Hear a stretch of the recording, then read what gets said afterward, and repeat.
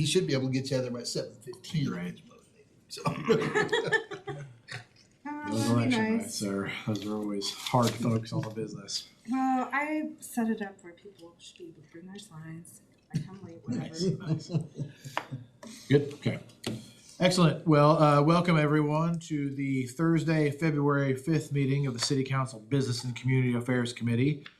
Today we have one item on the agenda, and that is a discussion regarding future funding for local economic development.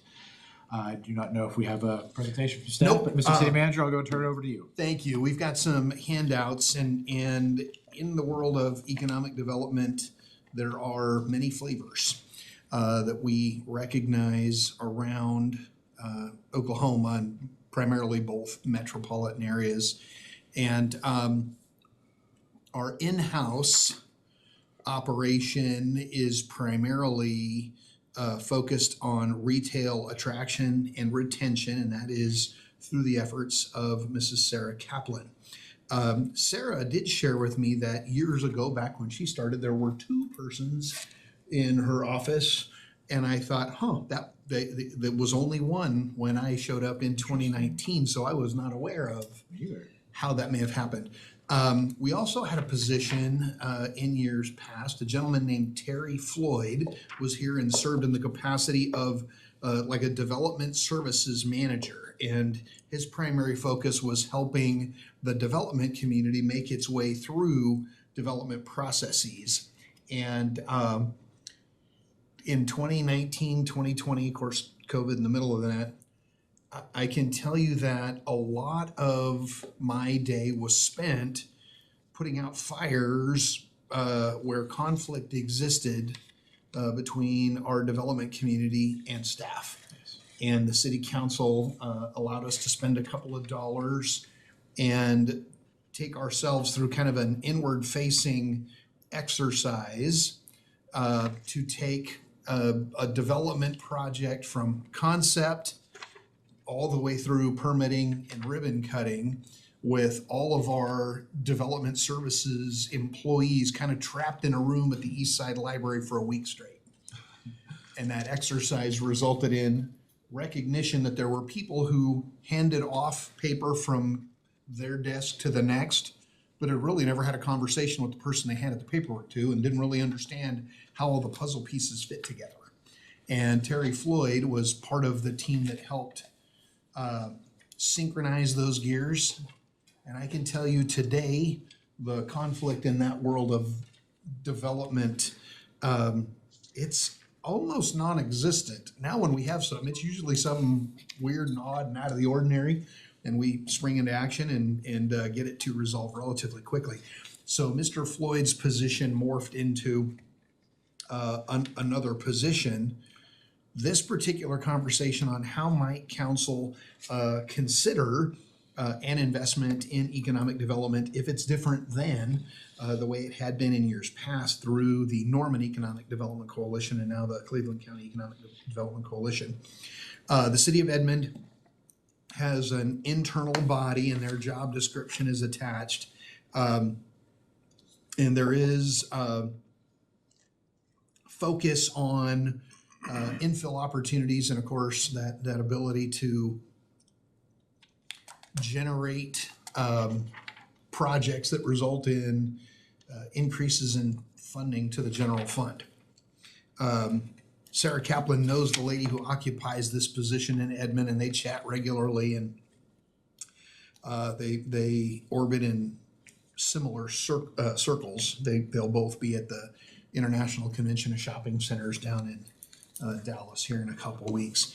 The folks at Broken Arrow, they have a bigger in-house presence in that economic development, and they've got several job descriptions that we've attached.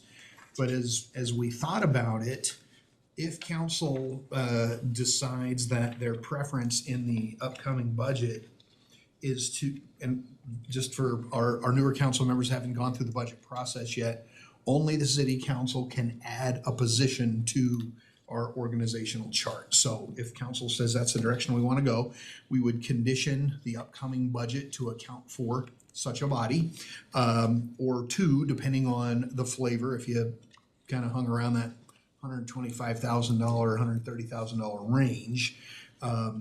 You can have probably one heavier horsepower type professional, or maybe a couple that could do more legwork, but may not have that same professional background. Sure. So. And I guess I'll just give everybody a little background on why I asked for this topic to be on the agenda today. Clearly, we did not go forward with the CCEDC contract. However, we have historically spent a dollar amount per year on that contract. And so that money is now, I don't want to say it's freed up, but it is able to be repurposed.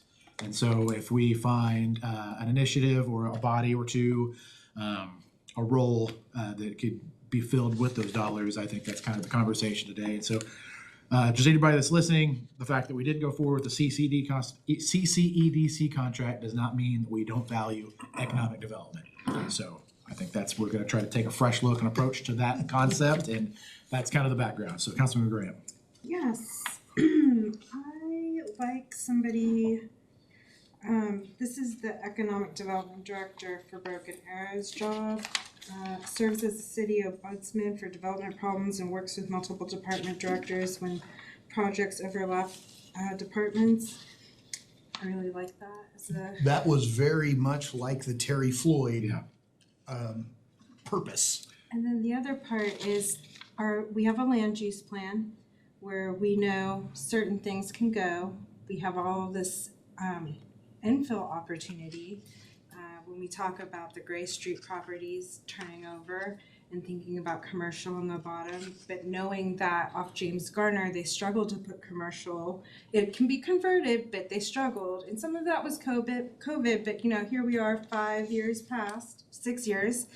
I would like to see somebody who can help with mixed use, get that small business in, or create some kind of, when we were talking earlier about small business, not, you've got a class of business owners now that they're college graduates, they've been doing their jobs, but they don't own their house and they don't own their property for their business. And I would like to have that kind of opportunity to stabilize these businesses who could, who bring in the culture. Like I'm thinking of one right now that did a Ink the Block party, and that was pretty successful, and that also coincided with one of the SEC games.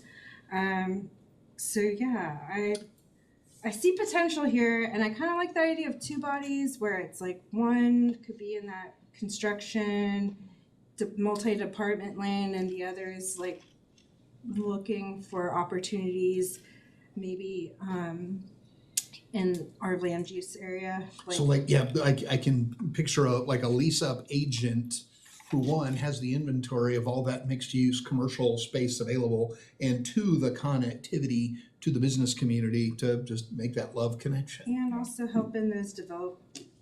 We'll see what happens with the state land for Griffin. I think there was a big go out to say, hey, you can buy all this. Not yet. Mr. Purinton just got a hold of him.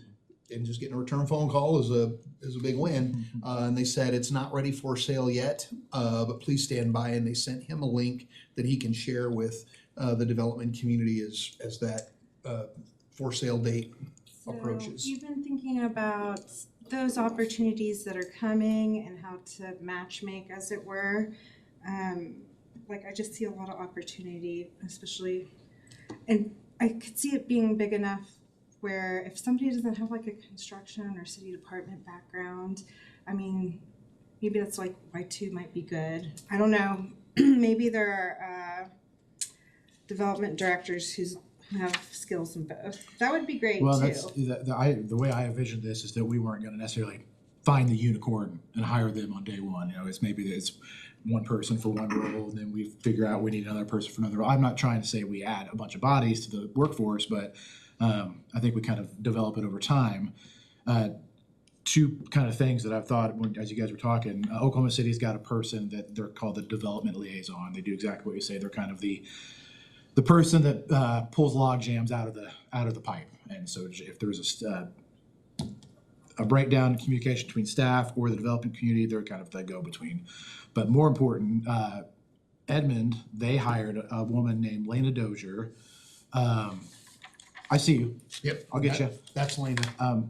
Okay, her official title was Downtown Transformation Manager, and they actually hired her from the Oklahoma City Development for or Alliance for Economic Development. And so I very much think that we do a similar move and maybe have a person that's focused on the downtown transformation is great, but I think There's other areas.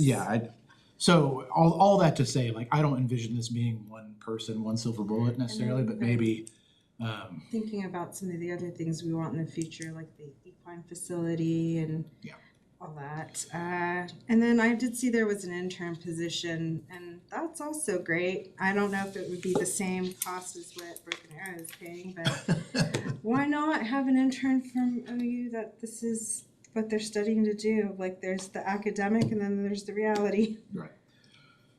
Good. Okay, Councilmember Bruce. Yeah, just a couple things. So you brought up the CCEDC. That's not a dead issue. I mean, Correct. okay. They seem to say it is. I mean, they've pulled out and they've I would published a lot say- of articles in the paper saying they don't care to work with.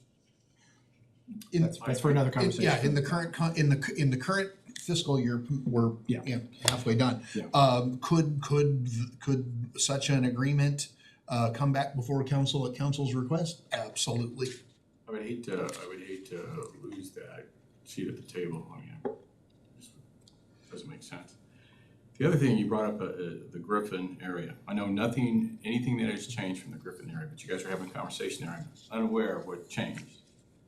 I'm hoping it has to do with keeping the pipes open associated with Oklahoma mental health as far as transfer, rental, selling of property Correct. to the city. Yes, and actually even along those lines, council did share the master plan for entitlements that they envisioned on that property. We've forwarded all that information to the Department of Mental Health and just said, we think these steps add great value to the property. What that development process may look like in the future, Mr. Purinton did indicate something is moving. He was hoping to get more out of that conversation about what we could expect for those economic development opportunities on site. There is also a grant opportunity that staff will be pursuing through Congressman Cole's office in an amount up to $25 million. It's not your typical earmark where they're kind of comfortable up to maybe 5 million. This is a community, and this is a Lisa Craig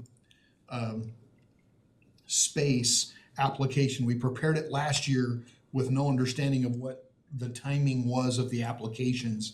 It's coming up in March, so we're 95% done with our grant application that would provide federal dollars for us to acquire that main campus footprint. And then, of course, council controls the destiny at that point with entitlements and picking the development partners to go forth and do wonders with it. When it comes to the shorter term opportunities before us, we've asked to get inside the chapel to see if we can get structural eyes on it and understand what its viability may be. And two, now the development community is coming to us saying, can we go take a tour out there and just see what we need to keep and what we wouldn't keep? And the department said, nope, we don't want anybody to have an unfair advantage when the bidding begins. So sounds like they're kind of moving My towards, question but really had to deal with potential for using an existing building associated with shelter, but also to get people off of Gray Street, an existing shelter, to a facility over there as an interim. yep, they seem to be really hesitant. Who is they? It's the voice comes through attorneys that represent the Department of Mental Health. So I don't know if they are OMES staff, Office of Management and Enterprise Services, or if they are assigned directly to the Department of Mental Health. They are currently transitioning care from the Griffin Hospital to the SSM facility.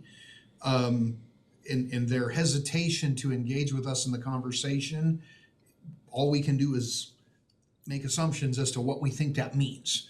And we think that means they're moving more rapidly towards the whole thing's for sale and we don't want to encumber it with short-term uses in specific buildings. They want to be able to get rid of all of it. Well, there's gotta be one particular belly button's responsible for managing that place. And so, you know, once again, here's another request. We need to figure out who that is. You know, I don't think it'd be that difficult based upon my experience of dealing with state and federal agencies to figure that out.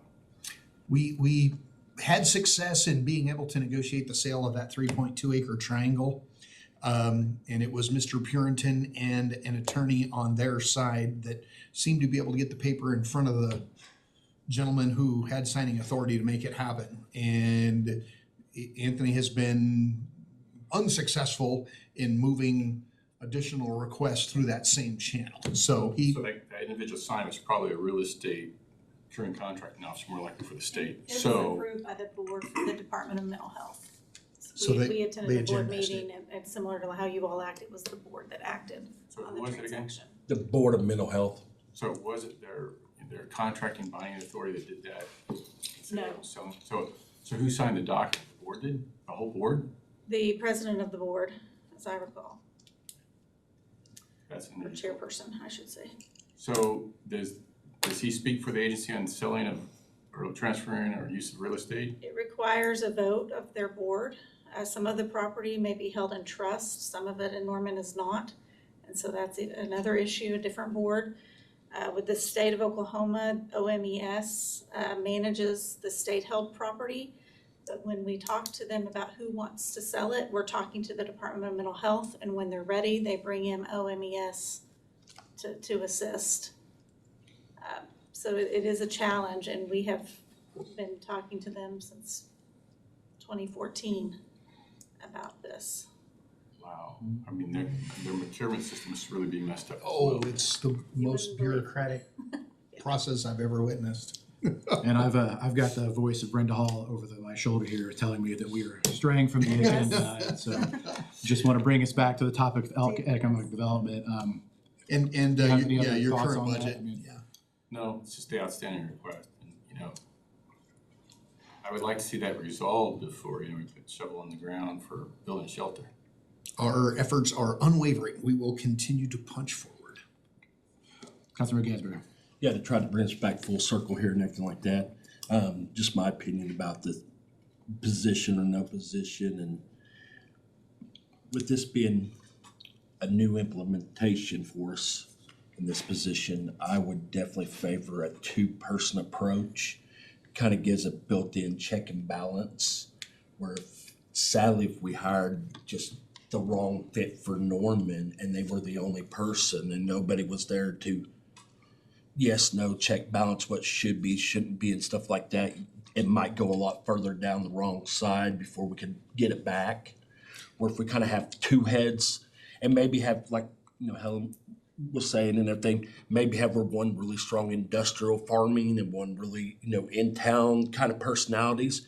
But also when we go into some negotiations and sitting at tables, you know, we all vibe with different type of people. So having two different personalities to go into a room, depending on who's in that room and stuff to negotiate, might also help us in a way also. Hard sale and a soft sale. No, I Good think- cop, bad cop, kind of, Absolutely. you know, kind of vibe or whatever, but just also just have another, you know, we're gonna hire obviously well, you know, informed clients and, you know, employees and stuff like that. So that council has two people to get opinions from and, you know, support from. and stuff. I would So be fully supportive of that. I think it's the thing to keep in mind is we have It's just dollar amount. cost, It's yeah. like, you know, the whole goal here is that we spend the same dollar amount we were spending and kind of Yep. just keep the operation moving, for lack of a better word. But you make a really valid point. And so, yeah, I'd like to explore that. But before I come back to you, Councilman Dixon were you finished? I'm sorry. Yeah, I'm, Yeah, I was just gonna say, I like the two people, but for $130,000, I mean, we're looking at, you know, two $50,000 a year salaries. Yeah. It's gonna right out of college. In conversation, Mrs. Kaplan and I were discussing, because there are flavors out there in the metropolitan areas, our ability to kind of glean from maybe what we think works best in conversation with individuals in Broken Arrow, in Edmond. And sometimes it's great when you get to go first, but there are mistakes you can learn from when your neighboring agencies have gone a little farther down that road than you, and our ability to develop that the economic development strategic plan from the internal perspective. And that may help us identify the types of personalities we pursue. And yeah, it could be one this upcoming budget and the next one that in the following budget. Because our budget, you know, we're kind of just from a revenue snapshot, we're anticipating maybe 1% growth in sales tax and maybe 4% growth in use tax, which is 4% of a much smaller number. But we're seeing a little positive movement. Next Monday, we should get our sales tax check for February, which will represent December. It'll have the extra playoff game, it'll have graduation, and we'll see if we get a little bump. So it's absolute, we always play the long game, and the opportunity to say, yeah, we'll probably be able to conquer that in 2 budget cycles. Very realistic. Well, and you know, there's 1,000 ways you can skin the cat on this one. You know, maybe it's an internship program where you start to elevate, you know, you get recent graduates in at a low pay scale and you elevate them throughout time, let them grow with the system. Could be a partnership with Visit Norman where we're utilizing some of their staff because I feel like it's a similar mission. I think there's a lot of different ways. And that's the whole idea of having this conversation is that, you know, to Councilmember Bruce's point earlier, maybe a contract with an outside entity is not dead. Maybe that is a possibility at some point in the future. But I for one, don't want to wait on that opportunity. I think if that opportunity happens, great. We'll do it in tandem with what we're talking about today. And so, and both of these agencies do an in-house, much larger function, and still contract with an outside agency for economic development. So that's, I mean, that model does exist. It's readily available both in Oklahoma City and in Tulsa. For me, the big pro with going this route, let me back up. The real heartburn with the CCEDC contract was the lack of oversight on the financial side. And I'm not going to accuse them of doing any wrongdoing or that there's anything wrong to even look at. But as a fiduciary trust of the City of Norman's general fund, it's hard. It's hard for me to just be able to take somebody's word and not be able to back it up. With this approach, we know we can track every dollar and cent that's spent. We can identify the priorities and make sure that they're the priorities of this council and this city. I just feel like there's a lot more control to get the results that we're after. And yeah, I'll just leave it there. You're about to say something, Councilmember Bruce. I understand their perspective, but please try to understand mine. And when I look at the contract and the required deliverable associated with that, and what's customarily done associated with the commercial contract, and what I would look at based upon doing many contracts in the federal environment, I'm looking for, is there any material weaknesses and what's my deliverable for that? You have a member of the board right there that should have been exposed to all that and reported back to the council saying, hey, I have concerns, and the other board members as well, I have concerns that they have too many weaknesses to be doing business with this entity. That's how it should have worked. No, and I understand that. I just, I don't think it's necessarily fair to put the onus on just the city manager to prove wrongdoing or proper doing. Then there should have been a deliverable. I think that audit is a deliverable. I think that financial reporting from CCEDC would have been that deliverable. And had they produced that, I would have had a much greater comfort level in engaging that contract. I think that was the rub. I really do. And again, I trust Mr. Dale Pyle to represent the city council well on that board and to alert us of any issues. But again, that's not your primary role. Well, and the board decides as a board whether to distribute those financial statements and publish them or not. Right. So not like a council member, if you got something that was, the council said that's not public and you make public, you have to answer to. I agree. I agree with that. So I just, not saying no forever, just no right now. So, Councilmember Graham. Okay, so some of these have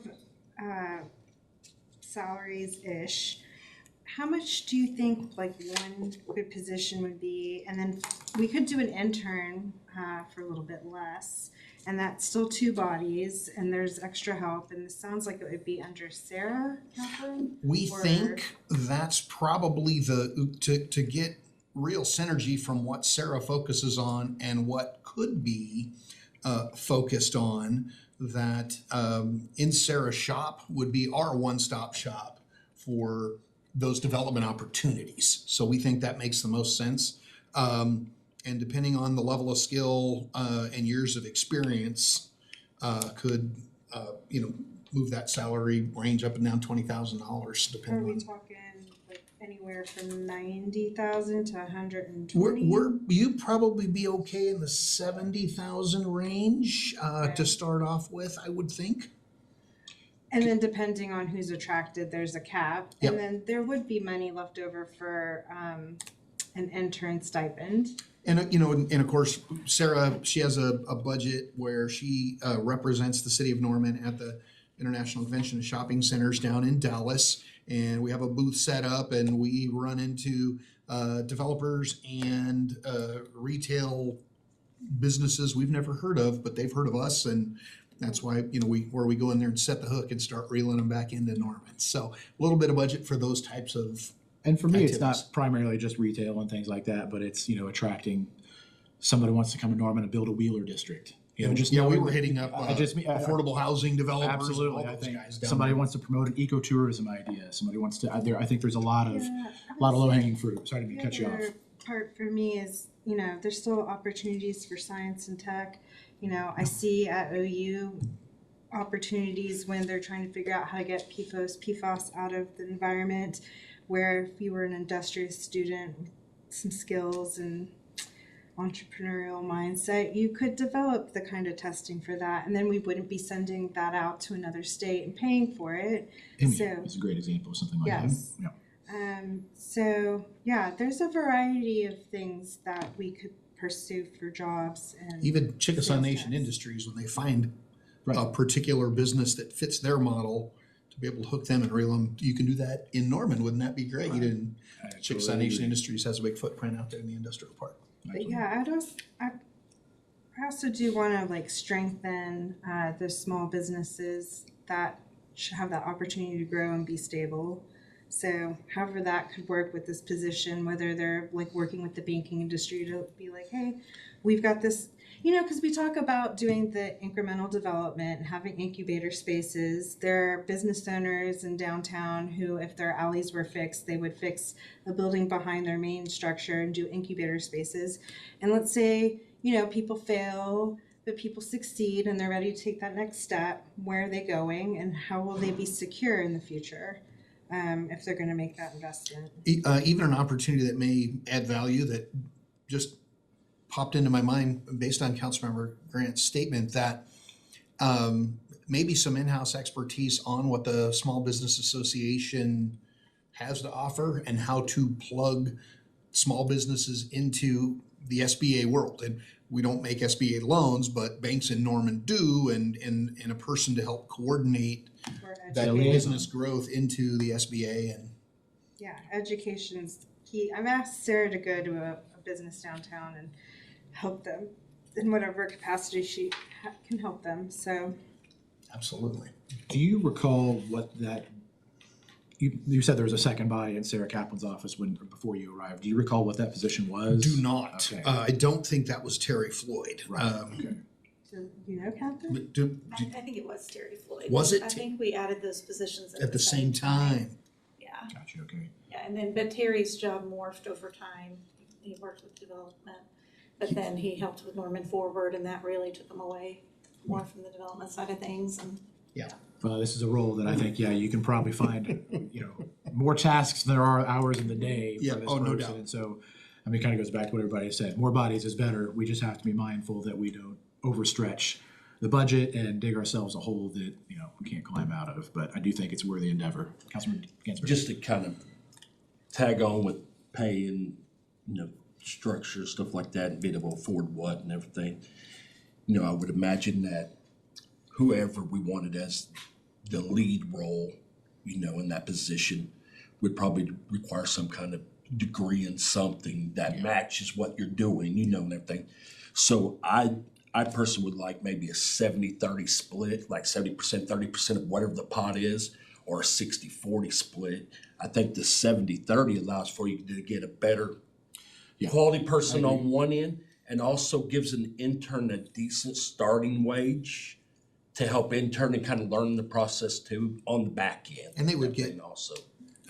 guidance and They get all the benefit from knowledge both of it. Sarah and or Yeah. that Say new too, individual. if And our I'll- sales tax grew enough and we developed that intern and they wanted to stay with Yeah. us, then Yeah. that could be a position in the future. They can pay for themselves. Well, and I'll be perfectly honest, I mean, my preferred approach would be not to post a job description necessarily for an open call for applicants, but to go identify a person that already does this role somewhere else and figure out what it takes to lure them to Norman. The difference between hunting for a body and fishing for a I body. just think that, we know who's successful, we know who has the skills, we know who's in demand. Let's find that person and make them a compelling offer. At least that would be my preference. I don't know. Sounds like you have someone. Now, I've got ideas, but I'm just one of 9 votes here, and I just worry that if we do an open call for applications, that you're gonna have to weed through a lot of trash to hopefully find a diamond. Kiss a lot of frogs. I feel like I don't know if that's time well spent. I just gotta ask, I mean, lived too long and seen too much not to ask these questions, and so I can understand talking about it in isolation. I also understand talking about it in the bigger picture, macro picture, when it relates to our mission essential functions and tasks within the city, and what those risks are, and where those mission essential functions are undermanned, or not manned appropriately. Let me give you an example. Doesn't matter, just fire department, or you look at year over year over year where the manning's been constant for 15 to so many years, just constant. But you look at the gap as it relates to number of housing, population, and you see keep growing. In my mind, that gap is overcome through technology, change in process, equipment, or personnel.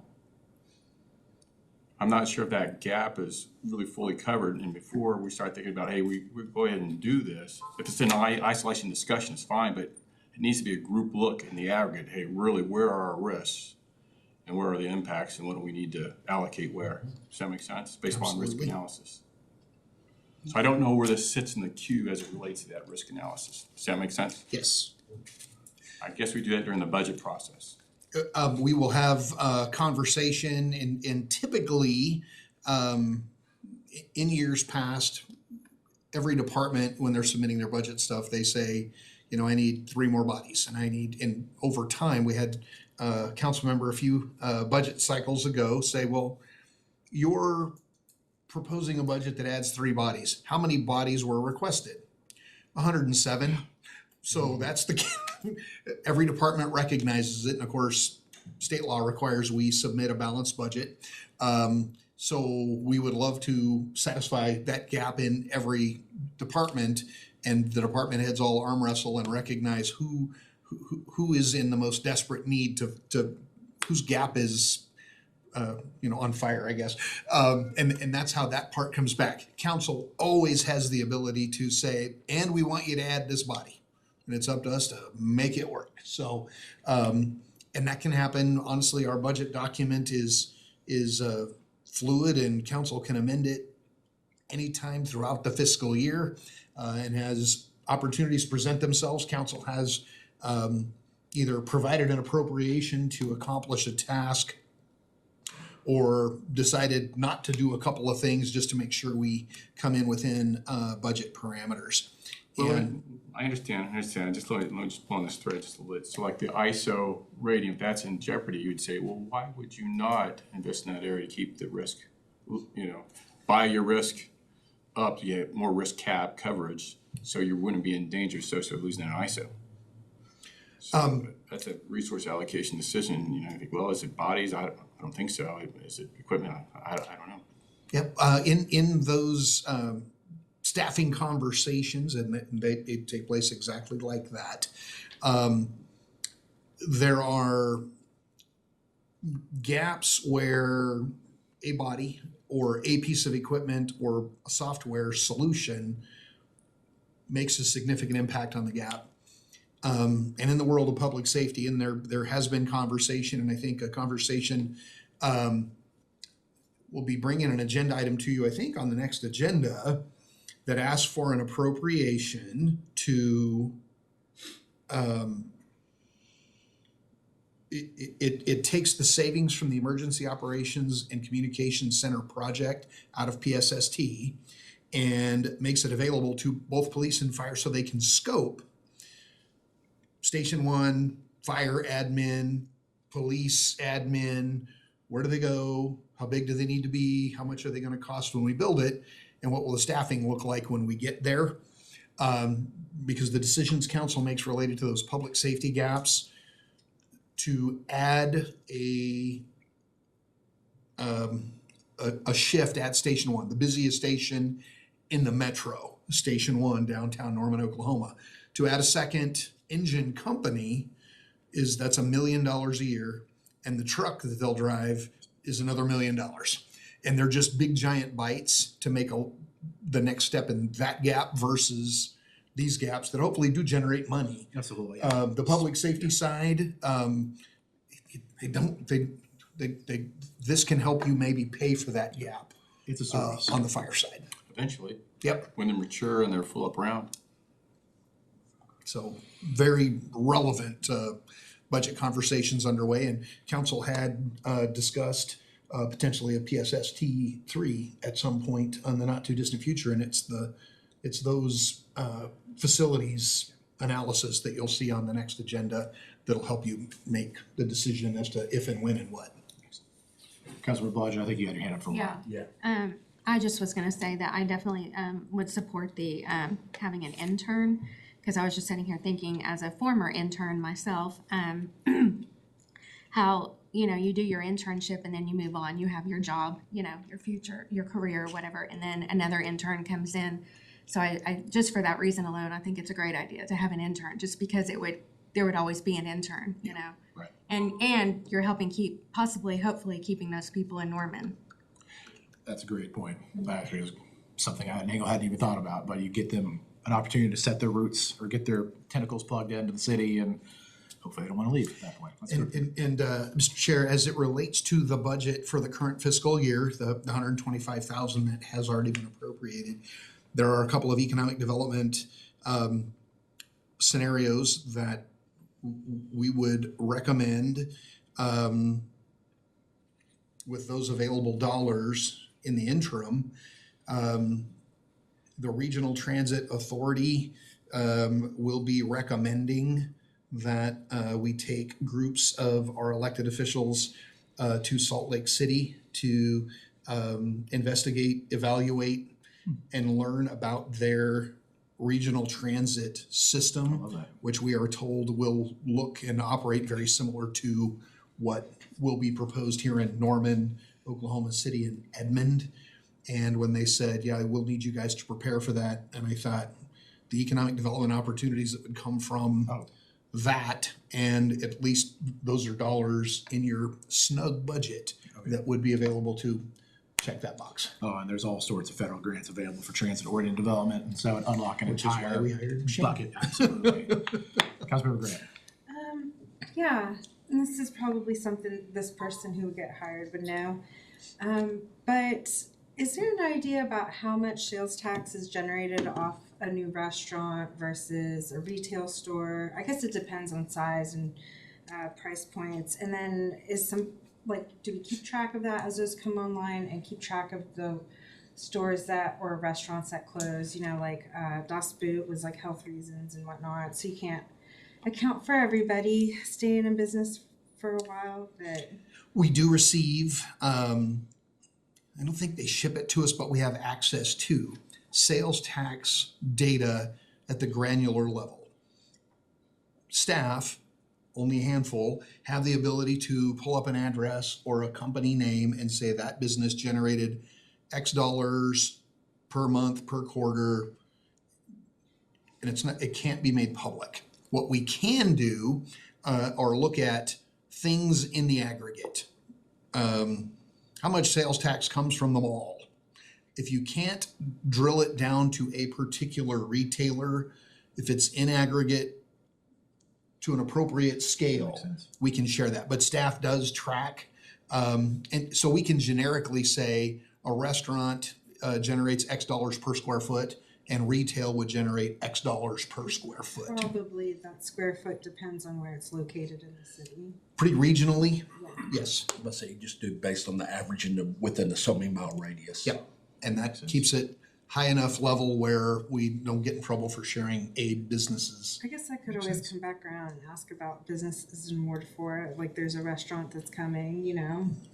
I'm curious, you know, how much does that add? How are we doing? I mean, I'm continually surprised to find out about some of the stuff on Main Street. That is a pretty good sales tax generator. Yeah, it's good information to have for a business attraction. If you're able to say, if you locate in this area, you're not guaranteed to produce this amount of sales tax, but you have an opportunity to produce this much sales tax. So And if you did, that means your sales are really that's good. right. That's right. So, okay. Anybody else have any thoughts or comments on this? Okay, what would be next step? Take it to a full study session? Or Yeah, come and back? it'll be a component of one of our study sessions upcoming, budget related. Okay. And Mrs. Kim Kaufman will keep us on track to make sure your draft budget is before you in a timely manner. Excellent. I appreciate that very much. Okay, well, if there's nothing else, this meeting's adjourned. Thank you, everybody. Thanks, team.